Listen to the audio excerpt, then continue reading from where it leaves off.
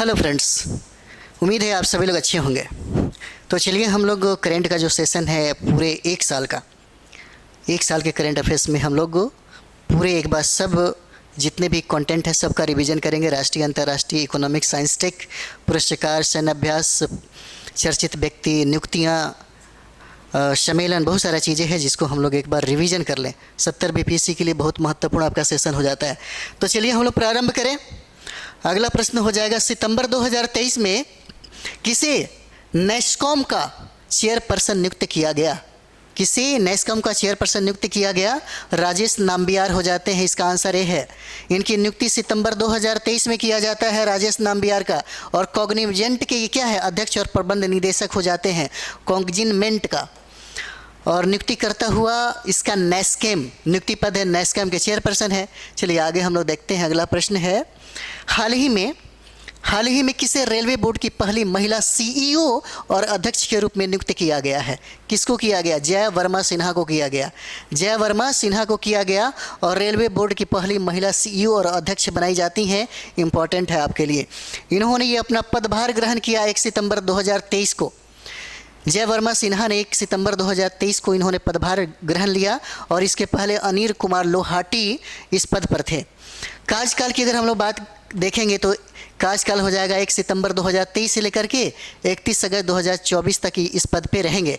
मंजूरी प्रदान किया गया कैबिनेट की नियुक्ति समिति के द्वारा। अन्य महत्वपूर्ण तथ्य में देखेंगे, रेलवे बोर्ड की स्थापना वर्ष 1905 में हुई थी। चलिए आगे हम लोग देखते हैं। अगला प्रश्न है, अगस्त 2023 में आईआईटी कंपनी इन्फोसिस ने किसे अपना वैश्विक ब्रांड एम्बेसडर नियुक्त किया? अपना ब्रांड एम्बेसडर किसको नियुक्त किया? तो क्या हो जाएगा? राफेल नडाल को नियुक्त किया जाता है। आंसर इसका क्या है? बी हो जाएगा। राफेल नडाल और ईगा स्वीटेक इन्फोसिस के वैश्विक ब्रांड एम्बेसडर बनाए जाते हैं। इनकी नियुक्ति होती है अगस्त 2023 में। अगस्त 2023 में इनकी नियुक्ति होती है और नियुक्ति करता हो जाएगा भारतीय आईटी कंपनी इन्फोसिस। नियुक्ति व्यक्ति में टेनिस खिलाड़ी राफेल नडाल और ईगा स्वीटेक हो जाती हैं। कुछ महत्वपूर्ण तथ्य में, टेनिस स्टार राफेल नडाल जो स्पेन के रहने वाले हैं कुल 22 ग्रैंड स्लैम खिताब जीत चुके हैं। और पोलैंड की ईगा स्वीटेक अब तक कुल 4 ग्रैंड स्लैम खिताब जीत चुकी हैं और ये वर्तमान में विश्व की नंबर 1 महिला टेनिस खिलाड़ी हैं। महिला टेनिस खिलाड़ी हो जाती हैं। नेक्स्ट हो जाएगा 34 नंबर सवाल। 34 अगस्त 2023 में भारत निर्वाचन आयोग ने किसे अपना राष्ट्रीय आइकन नियुक्त किया है? किसे अपना राष्ट्रीय आइकन नियुक्त किया? तो ये हो जाएगा सचिन तेंदुलकर को नियुक्त किया जाता है। सचिन तेंदुलकर हो जाते हैं। चलिए, सचिन तेंदुलकर को नियुक्त किया जाता है। तो इनकी नियुक्ति तिथि हो जाएगी 23 अगस्त 2023 को नियुक्त किया गया। राष्ट्रीय आइकन के रूप में सचिन तेंदुलकर को नियुक्ति करता है भारतीय निर्वाचन आयोग और इनकी अवधि है 3 वर्ष के लिए। उद्देश्य क्या है? तो मतदाताओं को जागरूक एवं शिक्षित करने एवं चुनाव में उनकी भागीदारी को बढ़ाने के लिए नियुक्ति किया गया है। नेक्स्ट प्रश्न हो जाएगा आपका, अगस्त 2023 में पाकिस्तान का नया कार्यवाहक प्रधानमंत्री किसे नियुक्त किया गया है? नया कार्यवाहक प्रधानमंत्री किसे नियुक्त किया गया? अनवर उल हक काकर को नियुक्त किया गया है। अनवर उल हक काकर को नियुक्त किया गया। ये पाकिस्तान के नए कार्यवाहक क्या हो जाएंगे? प्रधानमंत्री हो जाएंगे। इनकी नियुक्ति तिथि हो जाता है 14 अगस्त 2023 को इनको नियुक्त किया गया। 14 अगस्त 2023 को नियुक्त किया जाता है कार्यवाहक प्रधानमंत्री के रूप में। कार्यवाहक प्रधानमंत्री के रूप में इनको नियुक्त किया जाता है जिसका नाम है अनवर उल हक। और कार्यवाहक प्रधानमंत्री की नियुक्ति के लिए निर्णय कौन लिया? पीएम शहबाज शरीफ और विपक्ष के नेता राजा रियाज ने। अनवर उल हक सांसद हैं बलूचिस्तान अवामी पार्टी के, BAP ये पार्टी है पाकिस्तान में, वहीं से इनको कार्यवाहक प्रधानमंत्री की नियुक्ति किया जाता है। अन्य महत्वपूर्ण तथ्यों में हम लोग देखते हैं यहाँ पर 9 अगस्त 2023 को पाकिस्तान सरकार ने नेशनल असेंबली को समय से 3 दिन पहले ही भंग कर दिया और अनवर उल हक पाकिस्तान के 8वें कार्यवाहक प्रधानमंत्री बने हैं। क्रम में हो सकता है आपसे सवाल पूछे तो ये 8वें हो जाएंगे, क्रमानुसार हो जाएंगे। कार्यवाहक प्रधानमंत्री के रूप में इनका क्रम हो जाएगा 8वां। चलिए अगले प्रश्न की तरफ चलते हैं। अगला प्रश्न हो जाएगा, अगस्त 2023 में किस पूर्व न्यायाधीश को राष्ट्रीय हरित न्यायाधिकरण के अध्यक्ष के रूप में नियुक्त किया गया है? इंपॉर्टेंट सवाल ये बन जाता है आपके लिए। तो ये हो जाएंगे प्रकाश श्रीवास्तव को राष्ट्रीय हरित न्यायाधिकरण के अध्यक्ष के रूप में नियुक्ति किया गया है और इनकी नियुक्ति होती है अगस्त 2023 को, अगस्त 2023 को इनका नियुक्ति होता है। और ये कलकत्ता उच्च न्यायालय के पूर्व मुख्य न्यायाधीश प्रकाश श्रीवास्तव हैं, जिनकी नियुक्तिकर्ता कौन करता है? भारत सरकार। और ये शिव कुमार सिंह के स्थान पर हैं। अन्य महत्वपूर्ण तथ्य में देखेंगे कि पूर्व अध्यक्ष आदर्श कुमार गोयल की सेवानिवृत्ति के बाद शिव कुमार सिंह को ट्रिब्यूनल का कार्यवाहक अध्यक्ष नियुक्त किया जाता है। यहाँ पर इनको कार्यवाहक अध्यक्ष के रूप में नियुक्ति की जाती है। अगला प्रश्न देखते हैं 37 नंबर। अगस्त 2023 की बात है। अगस्त 2023 में बीपीसीएल ने किस पूर्व क्रिकेटर को अपना ब्रांड एम्बेसडर नियुक्त किया? ब्रांड एम्बेसडर से भी सवाल पूछे जाते हैं। और ये ब्रांड एम्बेसडर बनाया जाता है किसको? राहुल द्रविड़ को बनाया जाता है। राहुल द्रविड़ को यहाँ पर बीपीसीएल का ब्रांड एम्बेसडर बनाया जाता है। और इसकी जो नियुक्ति होती है, यानी कि घोषणा जो किया जाता है, अगस्त 2023 में होता है बीपीसीएल का। बीपीसीएल का मतलब क्या होता है? Bharat petroleum corporation limited. और ये राहुल द्रविड़ को नियुक्त किया जाता है। यानी कि राहुल द्रविड़ जो है बीपीसीएल की प्योर फॉर श्योर पहल और एमके जो स्नेहक श्रृंखला का है, ये समर्थन करेंगे यहाँ पर। चलिए अगला प्रश्न देखते हैं हम लोग। बीपीसीएल की बात करें हम लोग तो ये बीपीसीएल के साथ उनका जुड़ना देश भर के उपभोक्ताओं के लिए गुणवत्ता और निर्भरता के वादे पर जोर देने का काम करेगा। जोर देने का क्या करेगा? काम देगा। और अगस्त 2023 में किसे थाईलैंड का प्रधानमंत्री नियुक्त किया गया? थाईलैंड का प्रधानमंत्री 2023 में किसको नियुक्त किया जाता है? तो थाईलैंड का प्रधानमंत्री श्रेष्ठा थवाशीन को नियुक्त किया जाता है। श्रेष्ठा थवाशीन नाम है इनका, जो थाईलैंड के प्रधानमंत्री चुने जाते हैं।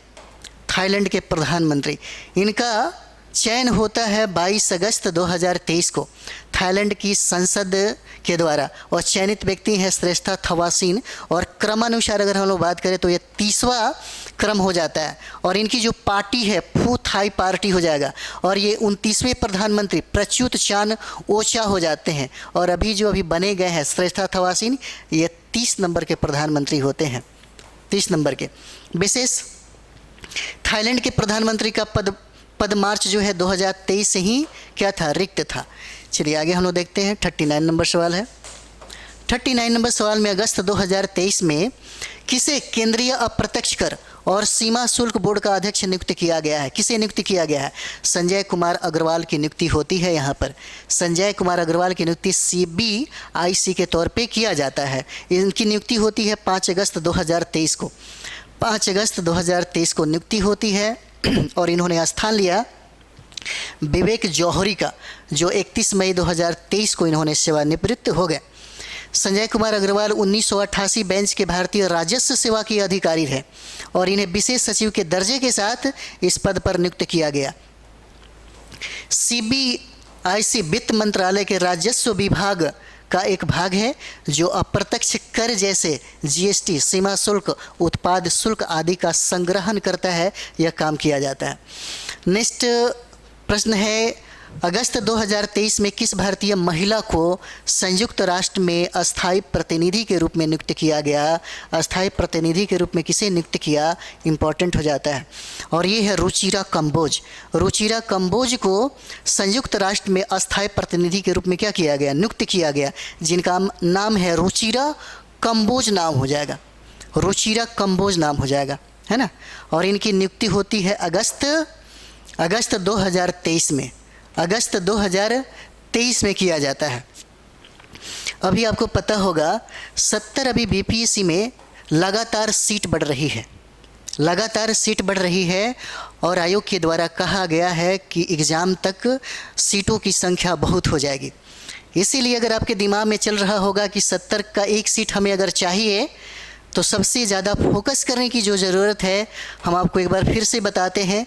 हिस्ट्री जहाँ से 30 प्रश्न बनाए जाते हैं, ज्योग्राफी जहाँ से 20 प्रश्न बनाए जाते हैं, साइंस जहाँ से 30 प्रश्न बनते हैं, और करंट अफेयर्स जो हम लोग अभी देख रहे हैं यहाँ से 30 प्रश्न बनाए जाते हैं। 30 प्रश्न। और एक और सब्जेक्ट हो जाता है बिहार स्पेशल। बिहार स्पेशल से 15, बिहार स्पेशल से कभी 15, कभी 20, कभी 25 प्रश्न पूछे जाते हैं। अगर आपको 5 सब्जेक्ट पे कमांड हो जाए तो निश्चित तौर पे रिजल्ट हो जाएगा। 5 सब्जेक्ट पे कमांड करने के लिए 2 चीज़ का होना बहुत ज़रूरी है। सबसे पहला रिवीजन। अगर आपका रिवीजन लगातार हो रहा है तो निश्चित तौर पे आपका स्कोर बढ़ेगा, क्योंकि रिजल्ट स्कोर पे ही आता है। जिसका जितना ज़्यादा स्कोर रहेगा वही व्यक्ति रिजल्ट के करीब में होगा।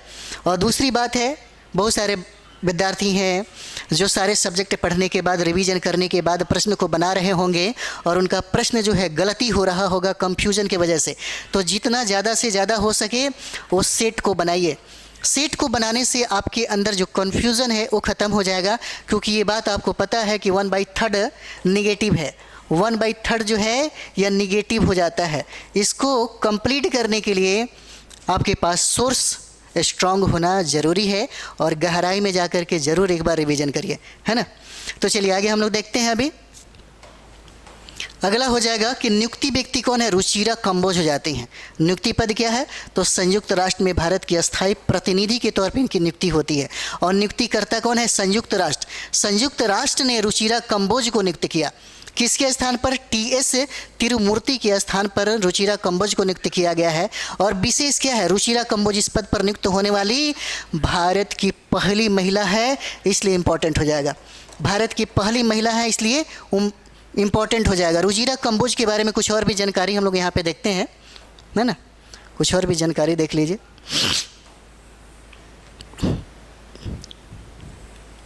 चलिए और भी देखते हैं। रुचिरा कंबोज 1987 बैच की भारतीय विदेश सेवा IFS की अधिकारी हैं। और इसके पूर्व ये भूटान में भारत की राजदूत तथा दक्षिण अफ्रीका में भारत की उच्चायुक्त के रूप में सेवाएं दे चुकी हैं। अन्य महत्वपूर्ण तथ्य में देखेंगे, वर्ष 1953 की बात है। 1953 में विजय लक्ष्मी पंडित को संयुक्त राष्ट्र महासभा का अध्यक्ष चुना गया। और ऐसे भी संयुक्त राष्ट्र महासभा का प्रथम अध्यक्ष जो है महिला के रूप में बहुत बार प्रश्न पूछ चुका है। और इस पद पर आसीन होने वाली वह विश्व की पहली महिला थी, है ना, पहली महिला थी। तो चलिए हम लोग लगातार 10-10 प्रश्न को डिस्कशन भी हम लोग देखते चलेंगे ताकि आपका एक बेहतर रिवीजन हो सके। हम लोग मिलते हैं अगले वीडियो में। थैंक यू वेरी मच आप सभी को।